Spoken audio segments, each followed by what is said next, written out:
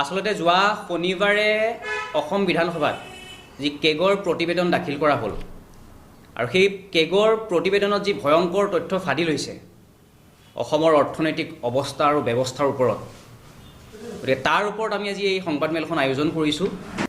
এতিয়া যোৱা শনিবাৰে অসম বিধানসভাত যি কেগৰ প্ৰতিবেদন উপস্থাপন কৰা হ'ল তাত ভয়ংকৰ তথ্য এটা উদঙাইছে যে 2024-25 বৰ্ষলৈকে এই বিজেপি নেতৃত্বাধীন হিমন্ত বিশ্ব শৰ্মাৰ নেতৃত্বত চলি থকা চৰকাৰখনে 1,58,333 কোটি টকা সৰ্বমুঠ ঋণ লৈছে আৰু এয়া সৰ্বকালৰ সৰ্ববৃহৎ ঋণ।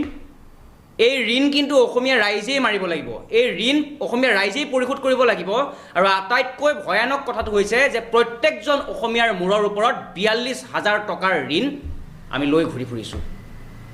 তাতকৈ লাজৰ কথাটো হৈছে নতুনকৈ জন্মগ্ৰহণ কৰা নৱজাতক শিশু এটাই জন্মগ্ৰহণৰ প্ৰমাণপত্ৰখন পোৱাৰ আগতেই কিন্তু 42,000 টকাৰ ঋণ নিজৰ মূৰৰ ওপৰত বোজা লৈ জন্মগ্ৰহণ কৰিবলৈ তেওঁলোকে এটা পৰিস্থিতি অসমত হৈছে।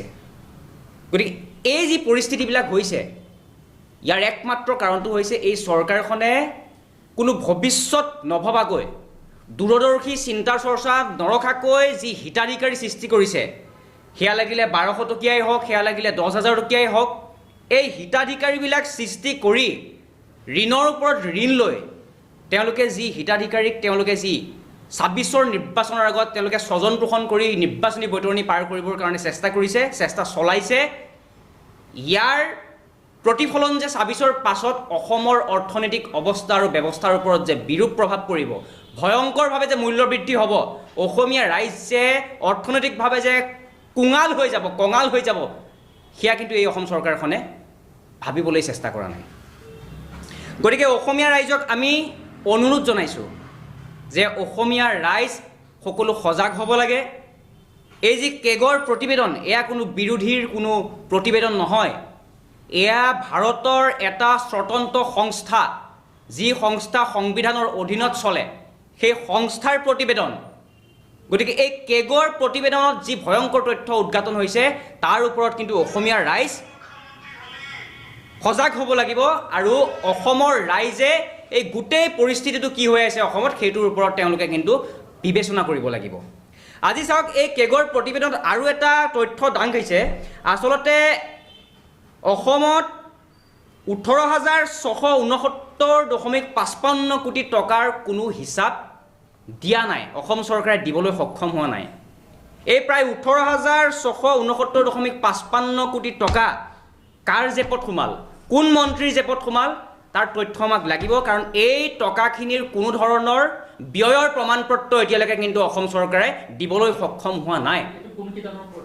এইটো প্ৰায় 50টা বিভাগ মিলাই 18,669.55 কোটি টকা অসম চৰকাৰে ব্যয়ৰ প্ৰমাণপত্ৰ দিবলৈ সক্ষম হোৱা নাই। গতিকে এই টকা ক'ত গ'ল, কোনে খৰচ কৰিলে, নে কোনোবা মন্ত্ৰী নেতাৰ জেপত সোমাল, সেই তথ্য কিন্তু আমাক লাগিব।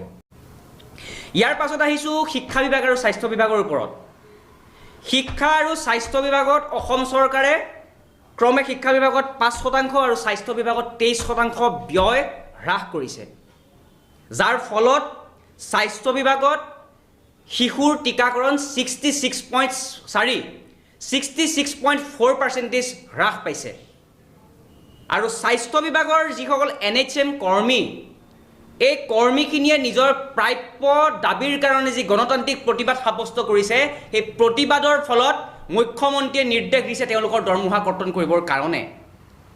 কিন্তু তেখেতৰ স্বাস্থ্য বিভাগৰ সন্মানীয় মন্ত্ৰী অশোক সিংহল ডাঙৰীয়াই যে বিধানসভাত এদিনো উপস্থিত হৈ বিধানসভাৰ কাম কাজত তেওঁ ভাগ নল'লে, কোনো প্ৰশ্নৰ উত্তৰ দিবৰ কাৰণে তেওঁ উপস্থিত নহ'ল, পলায়ন কৰিলে, সেই মন্ত্ৰী অশোক সিংহল ডাঙৰীয়াৰ দৰমহা কৰ্তন কৰিবৰ কাৰণে মুখ্যমন্ত্ৰী হিমন্ত বিশ্ব শৰ্মা ডাঙৰীয়াই নিৰ্দেশ দিবলৈ সৎসাহস কৰিবনে?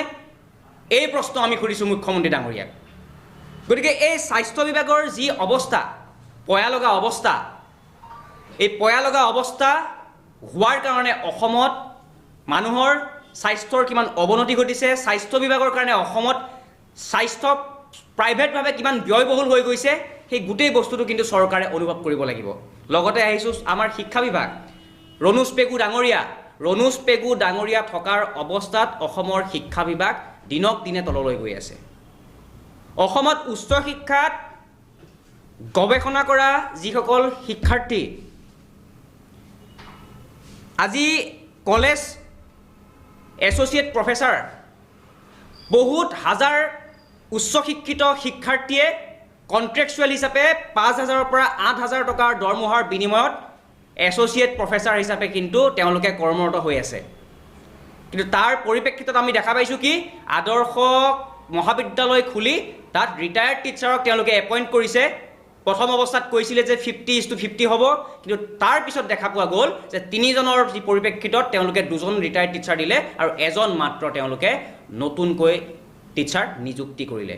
গতিকে এই চৰকাৰখনে যে যুৱ প্ৰজন্মক উচ্চ শিক্ষিত যুৱ প্ৰজন্মক লৈ পেলাই শিক্ষা বিভাগত বিশেষকৈ হেতালি খেলি আছে, এইটো কথা উদঙাই দিছে। আৰু এই গোটেই বস্তুটো অসম চৰকাৰে ভাবিব লাগিব। আৰু কেৱল মাত্ৰ হিতাধিকাৰী সৃষ্টি কৰি ইলেকশ্যন জিকি ৰাজনৈতিক যি মুনাফা সেই মুনাফা আদায় কৰিলেই নহ'ব। অসমত যি ভৱিষ্যত, অসমৰ যি অৰ্থনৈতিক ভৱিষ্যত, সেই ভৱিষ্যতৰ বিষয়ে এই চৰকাৰখনে ভাবিব লাগিব। আৰু যদি ভাবি নাচায় তেতিয়াহ'লে কিন্তু পৰৱৰ্তী পৰ্যায়ত অসমৰ যি অৰ্থনৈতিক অৱস্থা একদম ভয়ংকৰ এটা পৰিস্থিতিৰ দিশে আগুৱাই যাব। গতিকে এই যি 2024-25 বৰ্ষলৈকে সৰ্বমুঠ 1,58,333 কোটি টকাৰ সৰ্বমুঠ ঋণ ল'লে, এই ঋণৰ বোজা কিন্তু আমাৰ মূৰৰ ওপৰত আছে। হয়, আমাৰ মহিলাসকলে 10,000 টকাকৈ কোনোবাই পাইছে কোনোবা জেগাত, কিন্তু এটা পৰিয়ালত যদি 3জন ব্যক্তি থাকে, 3জন সদস্য থাকে, এজন মানুহৰ মূৰৰ ওপৰত যদি 42,000 টকাৰ ঋণ থাকে, 3জন মিলাই 1 লাখৰ ওপৰত এটা পৰিয়ালত ঋণৰ পৰিমাণ। তাৰ বিনিময়ত কি পাইছে? 10,000 টকা আৰু 1200 টকাৰ অৰুণোদয়। কিন্তু তাৰ বিনিময়ত আমাৰ প্ৰত্যেকটো পৰিয়ালে, অসমীয়া পৰিয়ালে কিমান টকা আদায় দিব লগা হৈ আছে এই চৰকাৰে লোৱা যি ঋণৰ পৰিমাণ তাৰ বিপক্ষে। সেই বস্তুখিনি কিন্তু আমাৰ অসমীয়া ৰাইজে অনুভৱ কৰিব লাগিব। আৰু এই যি ঋণ আমি 42,000 টকা প্ৰত্যেকটো মানুহৰ মূৰৰ ওপৰত পোত খাই আছোঁ, ঋণত পোত খাই আছোঁ, এই ঋণ কিন্তু আমি 2026ৰ নিৰ্বাচনৰ পাছত কিন্তু ইয়াৰ প্ৰকৃত স্বৰূপ দেখাবলৈ পাম। কাৰণ মূল্য বৃদ্ধি হ'ব, মূল্য বৃদ্ধিৰ বিস্ফোৰণ ঘটিব, আৰু ইয়াৰ যি পৰিণাম, এই পৰিণাম কিন্তু অসমীয়া ৰাইজে কিন্তু ভুগিব। সেই কথা আমি অনুভৱ কৰিব লাগিব। আৰু এই অনুভৱ অসমত চলি থকা বিজেপি চৰকাৰখনে কৰিব লাগিব। কেৱল মাত্ৰ হিতাধিকাৰী সৃষ্টি কৰি ঋণৰ ওপৰত ঋণ লৈ যি অৱস্থা কৰিছে, যি ৰাজ্যখনৰ অৱস্থা হৈছে, লগতে অসমত ৰাজহ সংগ্ৰহ যি হ্ৰাস পাইছে, অসমৰ ৰাজহ সংগ্ৰহ যি হ্ৰাস পাইছে, 2022-23 বৰ্ষত ৰাজহ ঘাটি, 2023-24 বৰ্ষত ৰাজহ ঘাটি। গতিকে ৰাজহ সংগ্ৰহ যি পৰিমাণে হ্ৰাস পাইছে আৰু লোনৰ পৰিমাণ যি পৰিমাণ আমি যেনেদৰে আমি বৃদ্ধি পোৱা দেখিছোঁ, এই যোনটো অনুপাত, এই অনুপাতত কিন্তু অসমত ভৱিষ্যতে কিন্তু এটা অৰ্থনৈতিক বিস্ফোৰণ ঘটিবলৈ গৈ আছে। আৰু এই অৰ্থনৈতিক বিস্ফোৰণৰ পৰা কিন্তু আমি বাচিবলৈ হ'লে, ৰক্ষা পাবলৈ হ'লে অসম চৰকাৰে অসমীয়া ৰাইজৰ জনমূৰি আয় বৃদ্ধি কৰিব লাগিব।